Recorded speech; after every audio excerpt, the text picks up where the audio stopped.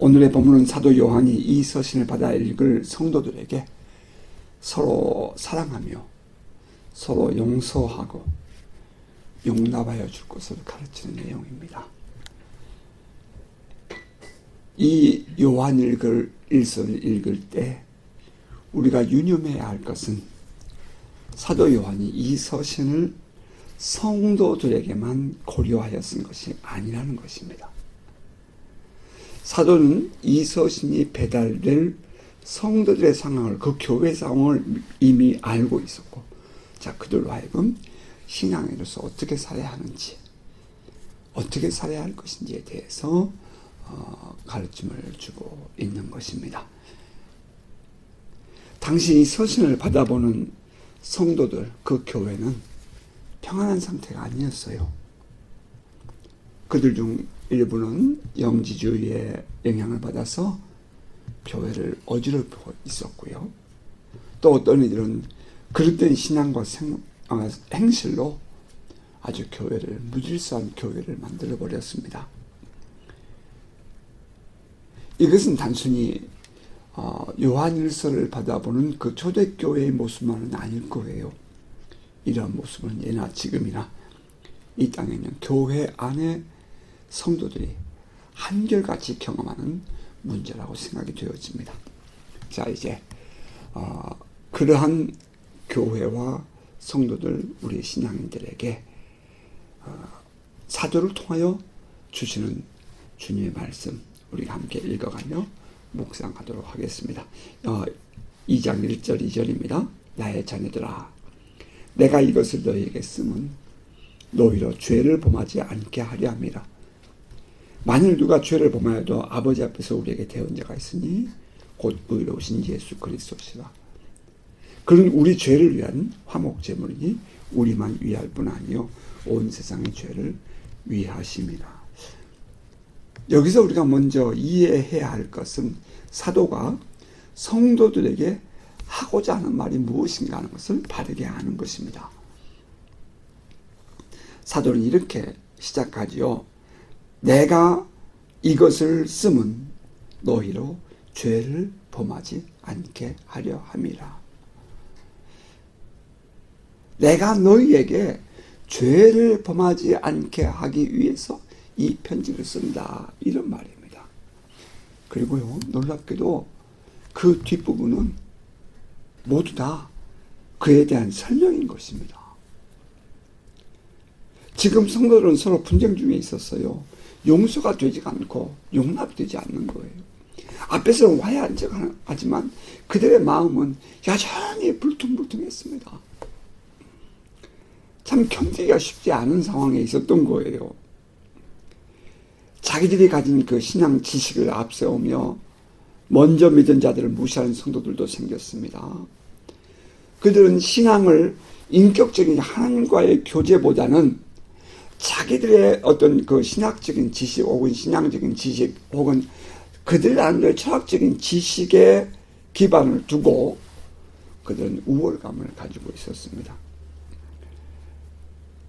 신학적인 지식을 갖는 것이 마치 하나님과의 교제에 깊이 빠진 성도들보다 우월한 것처럼 생각했다, 이 말입니다.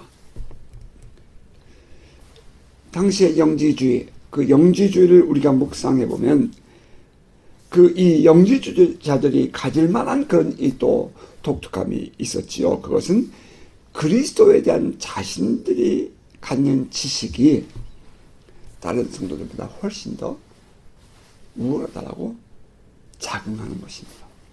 그들은 그것을 자랑했습니다. 그 그리스도에 대한 깨달음 혹은 지식이 계속 쌓여서 마지막 순간에 닿게 되는 그런 지식의 위치에 가게 되면 우리는 신의 경지에 이르게 되는데, 그 신이 누구냐? 로고스다. 그 로고스가 누구냐? 그분이 바로 그리스도다 라고 얘기를 했다는 거예요. 그러면서 그들은 이 땅에서의 삶에 대해서 그릇된 인식을 가지고 있었습니다. 쉽게 표현하면 함부로 살아도 된다 하는 그런 생각을 갖고 있었다는 거예요. 종종 그런 사람도 있잖아요. 율법적으로 말해요. 열심히 교회는 나오고 열심히 봉사도 하고 어디 그 가난한데 뭐 도와주고 그렇게 해요. 그런데 그들의 삶을 보면 참 함부로 사는 모습들이 보인단 말이에요. 오늘날의 어떤 그 영주의자들의 또 다른 모습의 한 편이 아닐까 이렇게도 생각을 해보는 거죠. 또 그에 반해서 참전 신앙을 가진 성도들은 그런 사람을 향해서 분노하고 있었다는 겁니다. 거부감을 가지고 정죄를 하는 거예요. 왜 같은 교회 안에 있으면서도 어떤 사람들은 열심히 하지만 그들 안에는 주님과의 교제가 없고요. 또 어떤 사람은 주님과의 교제는 깊이 있게 갖는다고 하면서 그런 지식에는 관심이 없는 사람이 있다는 거예요.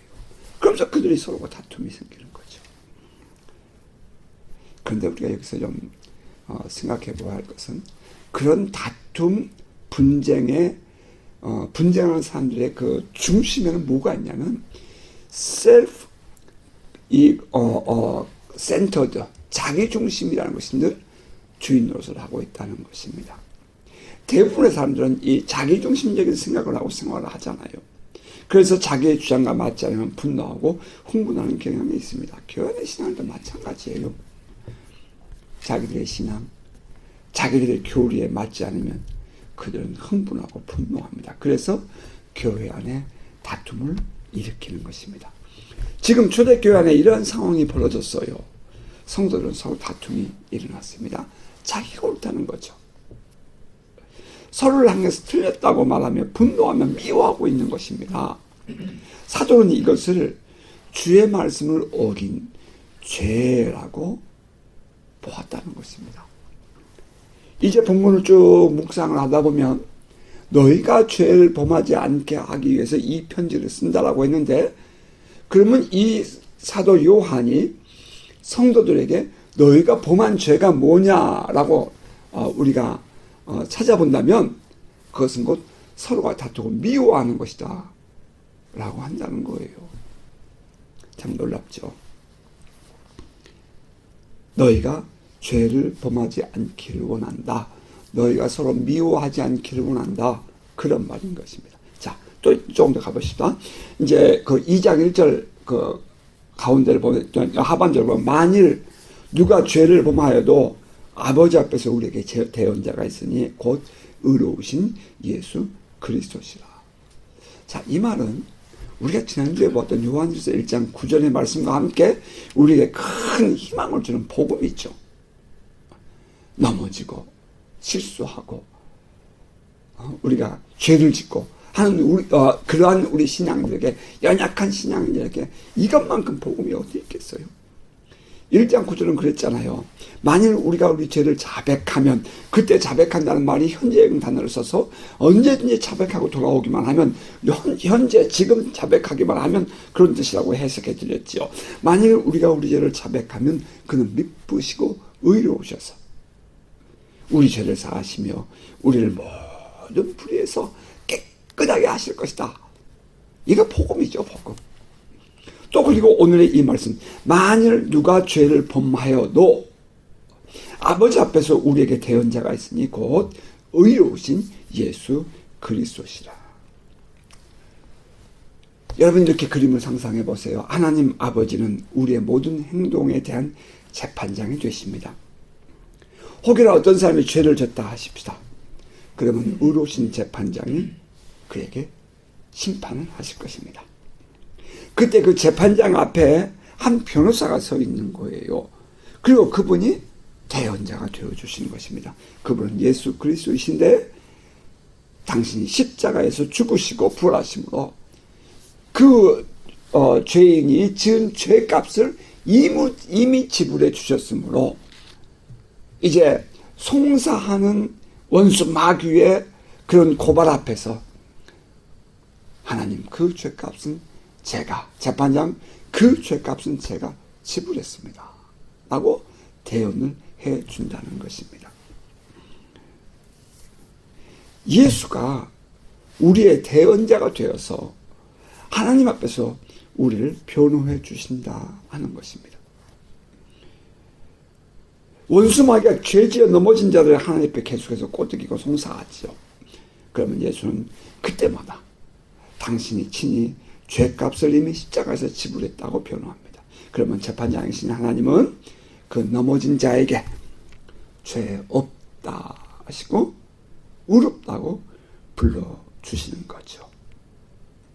우리를 대신하여 하나님께 변호해 주시는 분, 그분이 예수 그리스도이십니다. 그런데 그분은 그 앞에 수식어가 붙었죠. 의로우신 분이라고, 의로우신 예수 그리스도라고.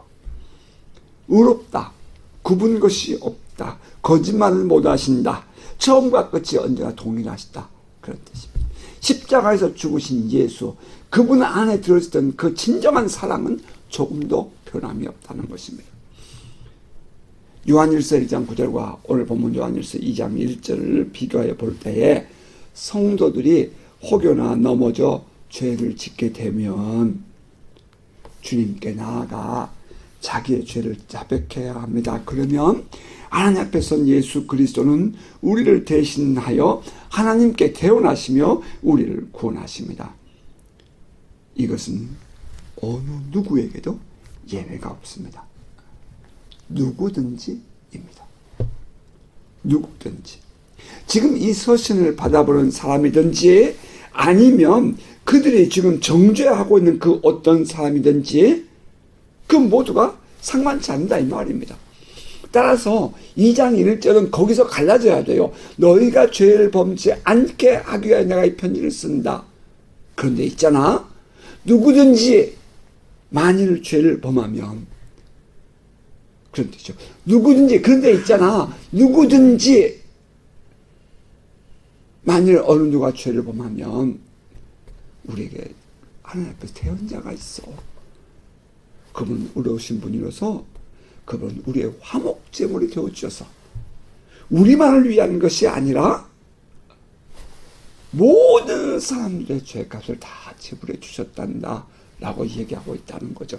따라서 지금 이 뒷부분의 이 내용은 지금 그들과 다투고 있는 모든 사람을 포함하고 있다 이 말이에요. 혹여나 죄를 지은 사람이라 할지라도 혹여나 죄를 지은 사람이라 할지라도 이 말은 진리이죠.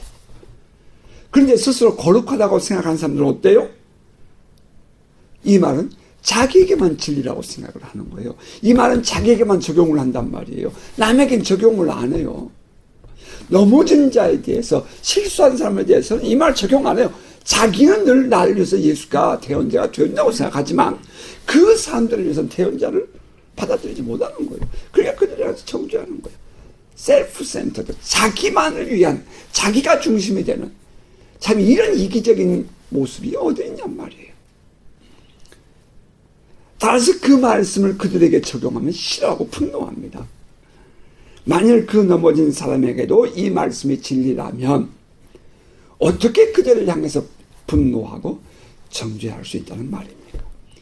셀프 센터드, 자기 중심, 자기가 언제나 옳고 자기가 중심이니까 다른 사람은 다 틀려 보이고 죄인처럼 보이는 것입니다. 하지만 이 말씀이야말로 모든 사람에게 적용되어야 하는 진리인 것입니다. 그 근거를 사도는 이렇게 말했죠. 2절에 그는 우리 죄를 위한 화목제물이니 우리만 위할 뿐 아니요 온 세상의 죄를 위하심이라. 예수는 우리의 죄를 위한 화목제물일 뿐 아니라 다른 사람들의 죄까지도 사함받는 길을 열어놓으신 분이라는 것입니다. 예수는 저 넘어진 성도, 저 죄 지은 성도들까지도 포함한 모든 사람을 위한 화목제물이십니다. 예수 그리스도의 구원의 은총은 모든 사람에게 허락되어야 하고 또 유효합니다. Not expired.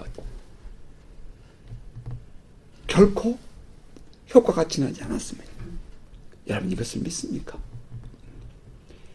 지난날 우리에게 아픔을 주어서 아직도 우리의 마음에서 지워지지 않는 그 사람까지도 예수 그리스도의 십자가 은총은 유효합니다. 이것이 받아들여져야 우리의 신앙은 진실인 것입니다. 사도는 계속해서 이렇게 말하죠. 우리가 그의 계명을 지키면 이로써 우리가 그를 아는 줄을 알 것이요 그를 아노라 하고 그의 계명을 지키지 아니하는 자는 거짓말하는 자요 진리가 그 속에 있지 아니하되 누구든지 그의 말씀을 지키는 자는 하나님의 사랑이 참으로 그 속에서 온전하게 되었나니 이로써 우리가 그의 안에 있는 줄을 아노라.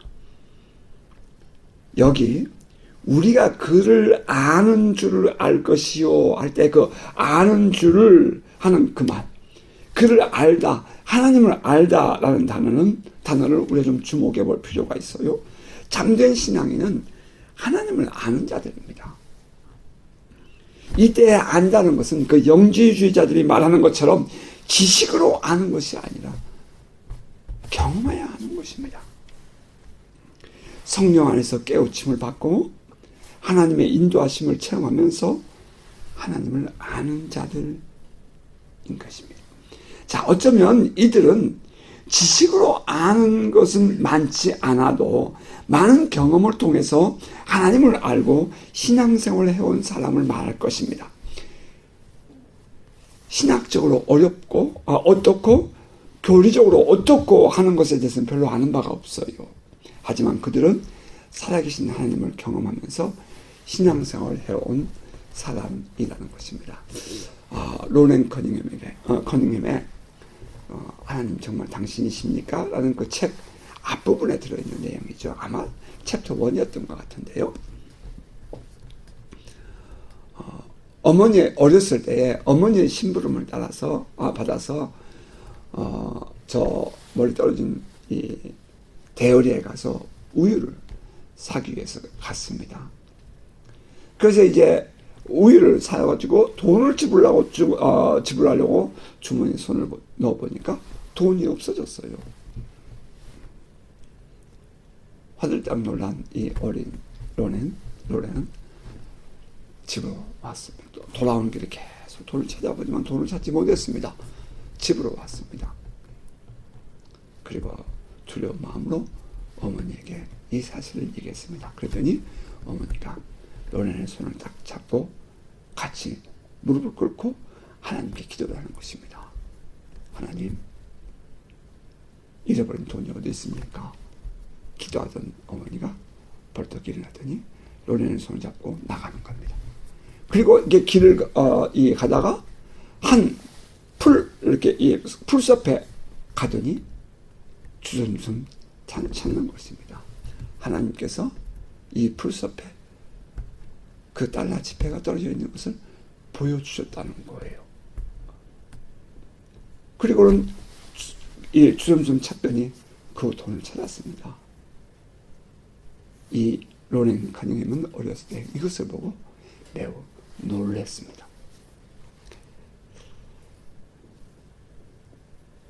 하나님은 그렇게 우리에게 가까운 곳에 계시며 응답하신 분임을 그는 그때 알았습니다. 그 외에 우리들의 사역에서 우리는 수많은 간증들이 있죠. 우리와 함께 계신 하나님 말입니다. 그렇게 하나님을 아는 신앙인이라면 마땅히 하나님의 말씀을 지킬 것입니다. 따라서 그렇게 하나님의 계명을 지키는 사람이라면 그럼 분명히 하나님을 체험하고 아는 사람일 것임이 틀림없습니다. 사도는 지금 그 말씀을 하고 있는 것입니다. 우리가 그의 계명을 지키면 이로써 우리가 그를 아는 줄을 알 것이요. 그리고 그 다음 절에 이렇게 말하면 그를 아노라 하고 그의 계명을 지키지 아니하는 자는 거짓말하는 자요 진리가 그 속에 있지 아니하되 라고 했죠. 그를 아노라 하고 그의 계명을 지키지 않는 자가 누구입니까? 당시 교회 안에 들어와서 영향을 주고 또 그 영향을 받은 영지주의자들을 지칭하지요. 사실 이러한 사람들은 당시의 영지주의자만이 아닌 것을 우리는 알 수 있습니다. 오늘날 이 시대에도 교회 안에는 신앙인이라고 말하면서도 전혀 말씀을 지키지 않고 신앙인 같지 않는 삶을 사는 그런 사람들도 있다는 이 사실을 우리는 인정하지 않을 수 없습니다. 그들 향한 사도는 거짓말하는 자요, 진리가 그 속에 있지 않다, 이렇게 말을 했습니다. 여러분 어떻습니까? 그리고 또 사도는 이렇게 말하죠. 5절 6절이면 누구든지 그의 말씀을 지키는 자는 하나님의 사랑이 참으로 그 속에서 온전하게 되었나니 이로써 우리가 그의 안에 있는 줄을 아노라. 나는 거기다가 접속사를 붙였어요. 그러므로 그의 안에 산다고 하는 자는 그가 행하신 대로 자기도 행할지니라. 하나님의 사랑을 맛본 사람들, 하나님의 은혜를 참으로 경험한 사람은 하나님을 안다고 말할 것입니다. 맞죠? 그 은혜를 경험한 사람이라면 우리는 우리의 삶을 돌아보아야 합니다. 하나님께서 행하시는 대로 우리도 행해야 하지 않겠습니까? 하나님이 저 사람들을 사랑하신다면 그 저 사람들이 누군지 여러분 안에 있을 거예요. 하나님이 그 사람들을 사랑하신다면 우리도 용서하고 용납해야 하지 않겠습니까? 저 사람들의 범한 죄에 대해서도 예수 그리스도께서 대언자가 되어주신다면 우리만 옳다고 말할 수 없지 않겠습니까? 누가 누구를 정죄하고 심판할 수 있다는 말입니까? 내 자신이 하나님의 앞에서 돌아보아진다면 어떻게 저 사람을 하나님 앞에 송사할 수 있다는 말입니까? 여러분 그럴 수는 없죠. 그럴 수는 없지요. 그 사람을 포함한 우리 모두는 하나님의 사랑의 대상이기 때문입니다.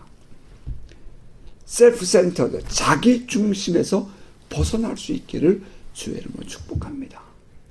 이제 우리는 God-centered, 하나님 중심의 사람 되기를 소원합니다. 나의 삶을 돌아보면 정말 크게 실망하고 좌절감을 가지고 분노했던 때가 있었습니다. 도저히 용서가 되지 않고 용납이 되지 않았죠. 나의 모든 것을 내려놓을 만큼 마음을 먹고 분노를 폭발해버렸습니다. 그리고 그것이 솔직히 다 그것이 솔직히 다 풀리지 않았습니다. 그런데 오늘 이 말씀을 묵상하면서 나는 깜짝 놀랐습니다. 나는 한밤중에 화들짝 깨어났습니다. 내가 분노하고 힘들었던 것은 그 사람들의 믿음 없는 행동에 대한 그런 분노가 아니라 내가 느낀 배신감 때문에 내가 그렇게 화를 내고 있었다는 것을 알았습니다. 그러면서 주님 나에게 말씀하십니다. 내가 너에게 이 말을 하는 것은, 오늘 이 말을 하는 것은 너로 하여금 죄를 범하지 않게 하기 위함이다. 아직도 너의 마음속에 있는 이 남아있는 앙금, 용서하지 못하고 용납하지 못하고 미워하는 그것은 바로 죄다 하는 것을 깨닫게 하시는 거예요.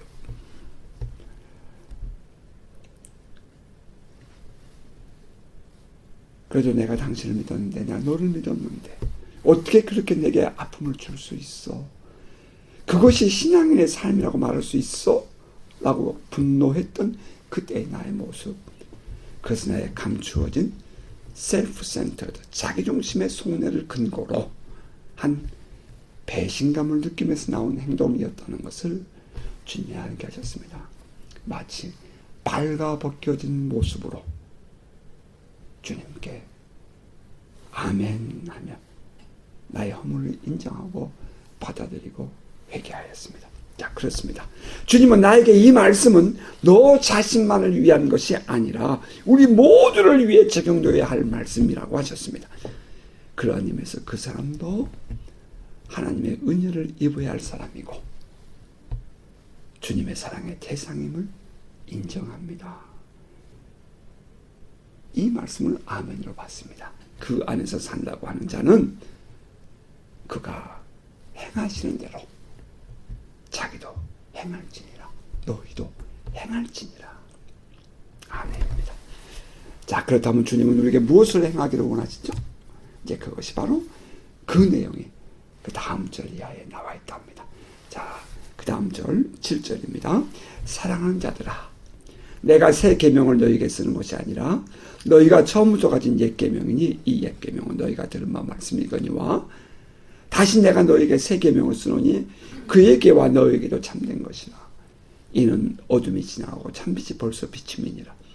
빛 가운데 있다면서 그 형제를 미워하는 자는 지금까지 어둠에 있는 자요 그의 형제를 사랑하는 자는 빛 가운데 거하여 자기 속에 거리낌이 없으나 그의 형제를 미워하는 자는 어둠에 있고 또 어둠에 행하며 갈 것을 알지 못하나니 이는 그 어둠이 그의 눈을 멀게 하였습니다. 다시 내가 너희에게 새 계명을 쓰노니 그에게와 너희에게도 참된 것이라. 거기 보면 그에게와 라는 단어가 나오죠. 그에게는 하나님이 아니라 지금 너희가 다투고 있는, 너희가 지금 정죄하고 있는, 아니 실제로 죄를 범하고 믿음 없는 삶을 살고 있는 그들에게도 그런 말이 될 것입니다. 그 상대방을 지칭하는 거예요. 이 새 계명은 너와 그들 모두에게 적용되어야 할 참된 진리다 라는 말입니다. 거기 새 계명이 무엇입니까? 형제 사랑 아닙니까? 서로 사랑하라 하는 것입니다. 예수께서 제자들에게 이렇게 말씀하셨습니다. 요한복음 13장 34절에 새 계명을 너희에게 주노니 서로 사랑하라. 내가 너희를 사랑한 것 같이 너희도 서로 사랑하라. 내가 너희를 사랑한 것 같이 서로 사랑하라. 바로 그 앞에 무슨 사건이 있었는 줄 아세요? 가룟 유다가 예수를 발견해서 나가는 모습을 봅니다. 그 뒤에 지금 예수께서 제자들에게 이런 말씀하는 거예요. 너희가 서로 사랑하라. 내가 너희를 사랑하지 너희도 사랑해라. 마태복음 보면은 한 번은 바리새인들이 예수님께 와서 묻지요. 선생님, 율법 중에 어느 계명이 큽니까? 그러자 예수께서 말씀하십니다. 내 마음을 다하고 목숨을 다하고 뜻을 다하여 주 너의 하나님을 사랑하라 하셨으니 이것이 크고 첫째는 계명이요 둘째도 그와 같으니 내 이웃을 내 자신같이 사랑하라 하셨으니 이 두 계명이 온 율법과 선지자의 강령이니라. 그 앞에 하나님 사랑에 대한 이야기는 신명기 6장 5절의 말씀이고요. 내 이웃을 너 자신처럼 내 몸과 같이 사랑하라. 그 말은 레위기 19장 18절의 말씀이에요. 이것은 이미 있었던 구약의 말씀인 거예요. 옛 계명입니다. 거기에 예수는 한 가지를 더 말씀하시는 거지요. 구약에서는 레위기서에 보면 구약에서는 원수를 갚아야 된다. 이해는 이로 눈으로 갚아야 된다. 이렇게 얘기했잖아요. 그죠? 원수를 갚아야 한다. 이것이 구약의 사랑이에요. 그런데 예수님은 그 원수도 사랑하라 라고 얘기했다는 거예요. 이제 이것이 새로운 계명이죠. 구약에서는 원수를 갚을 것을 말하지만 예수는 그 원수를 사랑하라고 말씀하셨습니다. 이것이 이웃 사랑에 포함되는 거예요. 사람이 사느라면 서로 불목을 짓고 원수 삼는 일이 태반입니다. 그런데 예수는 그 원수까지 사랑해야 참으로 이웃을 사랑한 것이라고 말씀하신 것입니다. 자, 지금 사도는 성도들에게 그것을 말하고 있는 거예요. 너희가 예수 그리스도를 안다, 하나님을 안다, 그 안에서 산다고 말한다면 그 새 계명을 실천해야 하지 않겠니? 하는 말이죠. 서로 사랑하라. 원수까지 사랑하라, 이 말입니다. 너희가 지난날은 서로 원수처럼 대했다 할지라도 이제는 서로 사랑해야 해. 지금 그런 말을 하고 있는 것입니다. 참고로 사도가 세 계명이라고 말했어요. 그때 그 세 계명이라는 것은 이 세라는 이 헬라어에 두 개의 단어가 있는데요. 하나는 네오스라는 단어가 있어요. 뉴라는 단어예요. 그리고 하나는 어떤 행동을 이렇게 이 강화하고 이렇게 실천을 요구하는 그런 새로운 행동을 얘기할 때 말하는 그 새라는 것이 있어요. 그러니까 뉴라는 것은 시간적인 의미가 있고요. 이 카이넨이라는 이 단어는 실천적인 의미가 있는 거예요. 자, 그러면 예수께서 혹은 이 사도 요한이 내가 너에게 새 계명을 준다 할 때는 무엇을 쓸까요? 시간적으로 뉴가 아니라는 거예요. 카이넨, 너희가 지금까지 알고 있던 그 옛 계명, 그것을 너희의 삶에서 이제는 실천해라. 이제는 실천해라. 그런 의도로 새 계명 카이넨이라는 단어를 썼다는 거예요. 그러니까 지금까지 너희가 지식으로만 알았던 그 형제 사랑, 이제는 너희가 이제는 실천하고 지금 너희가 그렇게 순종하고 살아라, 그런 말이에요. 그러니까 사도가 이 요한일서를 받아보는 성도들에게, 아니 오늘 우리에게 요구하신 것이 뭐예요? 말로만 형제 사랑, 뭐 원수 사랑, 그러지 말고 지금 너희 마음속에 있는 그 미워하는 사람, 용서하고 용납하지 못하는 그 마지막 그 사람, 그 마음 내려놓고 진정으로 그들도 예수 그리스도가 하나님 앞에서 태어나고 의로우신 예수 그리스도를 사랑하신다면 너희도 서로 사랑해야 되는 것 아니냐. 지금 이 순간 너희의 마음 내려놓고 지금 사랑을 실천해라, 그 말인 것입니다.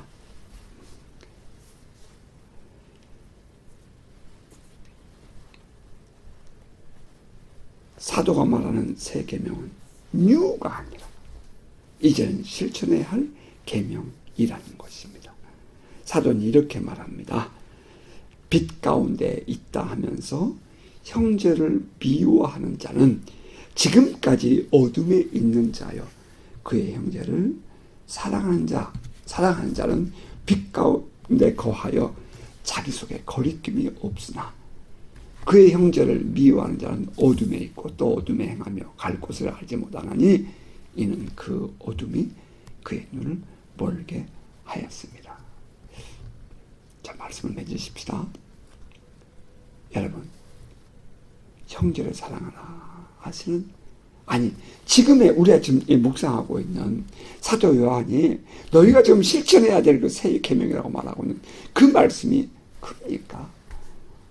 아니면 우리 자신의 주장과 내 감정이 큽니까?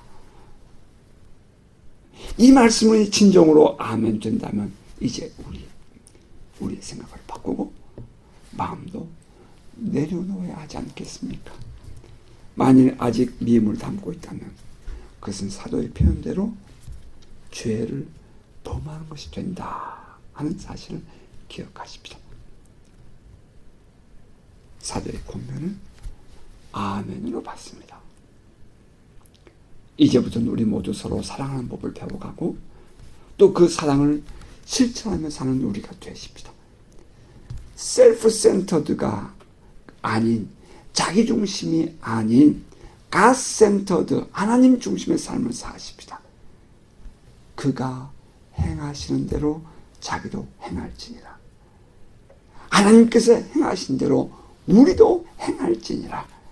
이 말씀을 따라 우리도 주님 가르쳐 주신 새 계명을 실천하며 사십시다. 하나님을 나의 주인으로 인정하고 주님이 이끄신 대로 순종하는 복된 삶을 살아가시기를 바랍니다. 이것만이 우리에게 허락된 삶이라 받아들이고 주님께 우리 순종하십시다. 자, 바라기는 이번 한 주간도 믿음 안에서 더욱 성장하고 또 주의 말씀을 따라 살아가는 복된 성도 되시기를 주의 이름으로 축복합니다. 아멘.